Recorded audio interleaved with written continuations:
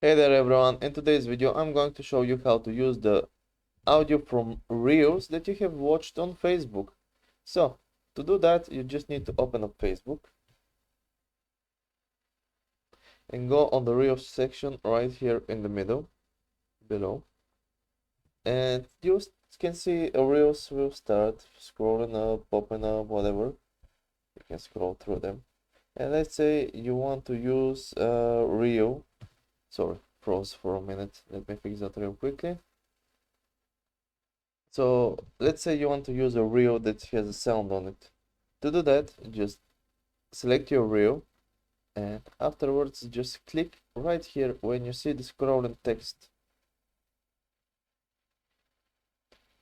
And here you can see the audio that is being used in this reel, and you just need to click use audio. And of course you'll be prompted to create a reel now.